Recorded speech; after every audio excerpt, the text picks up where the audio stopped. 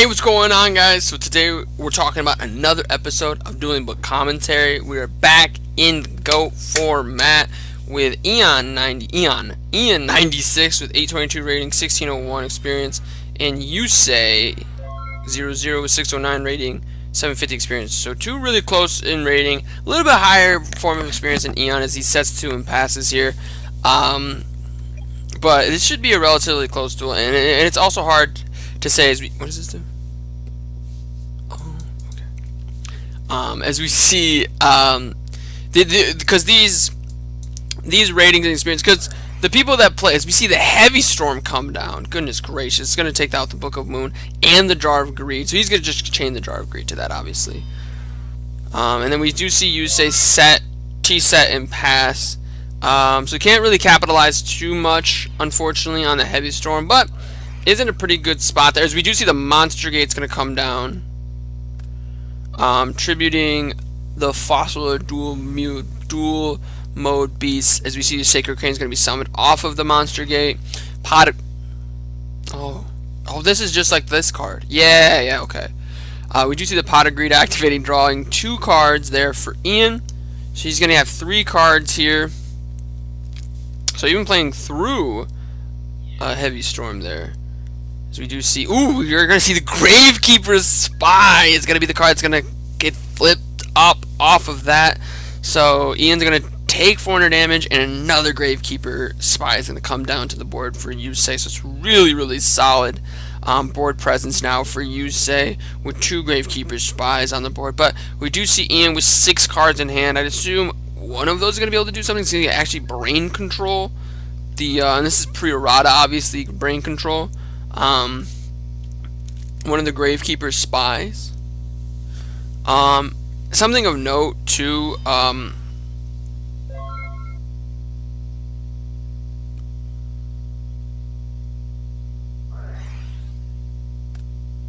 We see the Regeki Break's going to come down, pitching the Nobleman of Crossout, destroying the Call of the Haunted. I'm not sure why. What's this thing doing? That's awkward. As we see the Jinzo's going to come down. I'm not sure if this is just a bug on my screen and not their screen. This is supposed to be here, I think. Or is it a card in his hand? I don't know.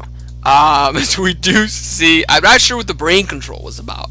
That's all I was trying to say. I'm not sure the brain control later on, as we do see the Magician of Fate's going to attempt to activate.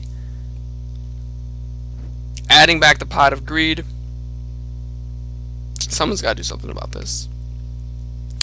Nonetheless, yeah, maybe he's trying to get brain control in the graveyard so he can use it with Demok. But that doesn't make any sense. This was pretty wild. I think he had an idea, but then I think he just misplayed. I don't know.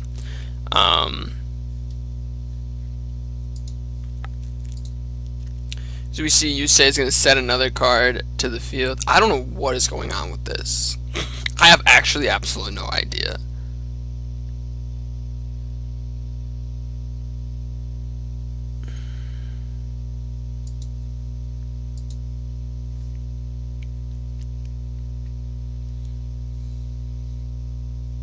We see a bit of a delay here from Yusei. And we've noticed, and that's kind of why I was pretty sure why brain control got activated, was just because, like, tempo is a very important thing in this style of dueling, where it's a little bit more simplistic of cards. You know, Jinzo just negates traps, Sacred Crane draws when it's summoned, Gravekeeper Spy summons another Gravekeeper. So there's not as much thought process on when to negate what certain things, different things like that. The thought process is really just on how you, the duelist, are playing the duel. And if you take a long time, that could show to your opponent you're not super confident in how you're playing around with the deck. As we do see, Ian, it actually just admits defeat.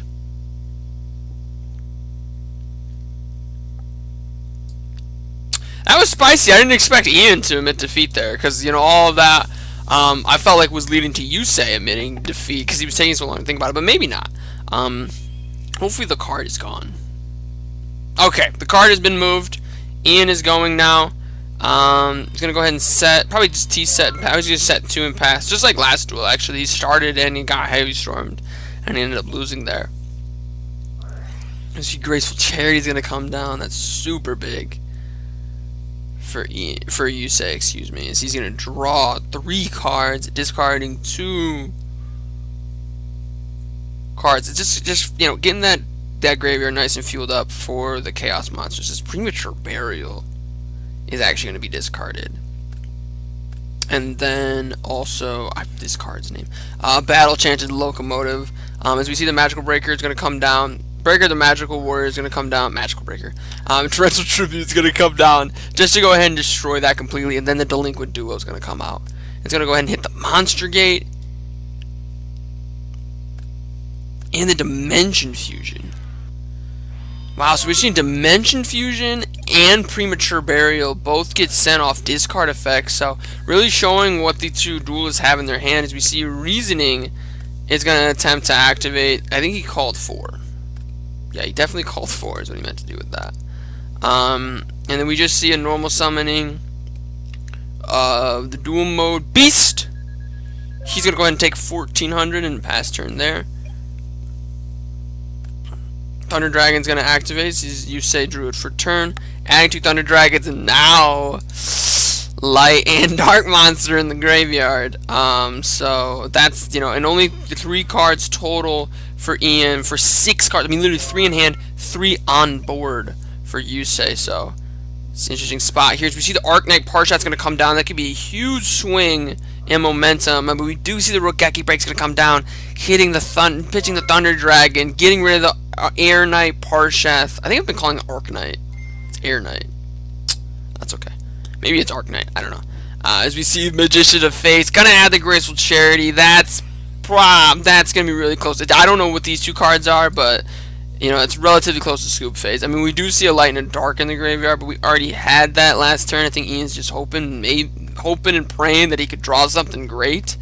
Next turn, I mean, obviously there's cards like Morphing Jar and Cyber Jar as well. But we do see the Pot of Greed come down. It says main phase, but it's looking a lot like it's Scoop Phase. As we see Magician of Faith and the Tribe Affecting Virus is going to attack directly for 1900. 2 more sets there. Snatch Steal. Snatch Steal is definitely a great card. As we're going to see, the Tribe Infecting Virus is going to attack the Magician of Fate. Book of Moon's going to... I was like so confused. Book of Moon's going to come down, flipping the Magician of Faith, actually. Magician of Fate's going to activate. I'm assuming adding, yeah, the Pot of Greater Graceful Charity. I think Yusei is like, yeah, just give me the life points. I don't think he's super intimidated by the Tribe Infecting Virus taken by the Snatch Steal. He's just like, yeah, give me as many life points as you want. I'm just going to take a Pot of Greed and draw 2 cards here. Excuse me. Heavy Storm's a huge blowout card. I think Heavy Storm wins the duel for Yusei. Depending on, even regardless of what this is, to be honest. As we are going to see a Light and Dark banish for Chaos Sorcerer. Chaos Sorcerer's just going to go ahead and banish the Tribe Infecting Virus. And we see a set 1 to pass. So not playing overzealous, seeing that he's in a great spot. We see Scapegoat's gonna come down, and if there is one card that can bring him back, and it is the Solemn Judgment, that's definitely a great Solemn Judgment there. Because if there's one card that could have brought Ian back in this duel, it is Scapegoat. As we see a set 1 pass, Ian's not giving up yet. Like I said, I said it was Scoop Phase. Ian doesn't believe. You know, never give up, never surrender. Or even still believes, I should say. He definitely believes. As we see the Battle Chain Locomotive. And the reason I'm making such a big deal out of card advantage is because in this format, a lot of the decks were very, very similar. So really the only advantages you could gain really weren't the cards themselves, but it's just if you had more than your opponent. You know, and Heavy Storm's going to come down. And unless Yusei can do something about that, and that is a Solemn Judgment. And I've mentioned this before on multiple videos. Usually if there's 3 or more set in GOAT format, one of them's probably the Solemn Judgment for the Heavy Storm, as that was going to be a huge card to bring Ian back in the duel. But unfortunately now, that is actually going to draw 2 cards, because 2 of them are on the board. And there is still a dark monster in the graveyard, a light and dark monster in the graveyard for Yusei. And we just see Kaiko's going to come down. This is, I believe, more than enough to attack for game. 28 plus 18. No, it's not. I think that's, yeah, that is. And it's another scapegoat. So just on a hair of his chin, Ian is surviving. Oh my goodness gracious. Chaos Sorcerer is going to banish the last scapegoat. And Yusei is going to set another one and pass. And the thing about Solemn Judgment, it can always be activated. As we see, Pot of Greed's going to come down. It's going to draw. That was such a good top deck, the Pot of Greed. Premature Burial is going to come down, summoning back out the dual mode beast. I mean, you might as well. You're in a great spot here. You know, with the he's going to summon out the Sacred Crane. Actually, okay. So he's just going to try to draw, see if he can find something else. I mean, that's fair. Odds are he draws into a graceful charity. Oh my goodness gracious. Ian 96. I mean, he's winning in life points, but he's trying to. It's still a comeback. He's just trying to pull off one of the biggest comebacks in this channel's Go format history. I mean, this is absolutely bonkers if he is able to come all the way back here. So we see the Jar of Greed get discarded.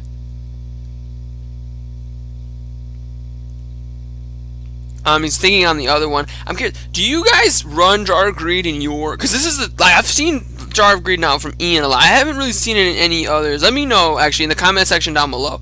Do you run Jar of Greed in your... Because I always thought Jar of Greed was just a little bit too slow, because the trap card only draws one. But do you run Jar of Greed in your Go format deck? As we do see the Jinzo. The Jinzo's normal summoned using the Sacred Crane.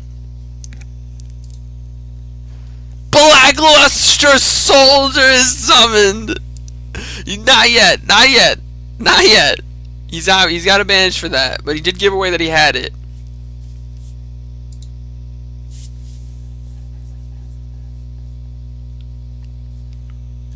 I mean, the cat's out of the bag now.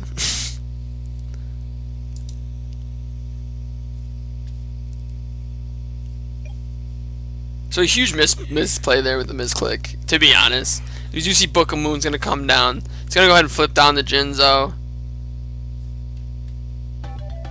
Yeah. Just a little too late. Just a little too late for Ian there to come all the way back. I would have still summoned out the BLS. You got to just go for it, see what happens. But nonetheless, don't forget to click that subscribe button for even more Yu-Gi-Oh! Content. Always doing that Dueling Book commentary, live Dueling Book commentary. Don't forget to click that like button, show your support for the channel. Most importantly of all, have a great day.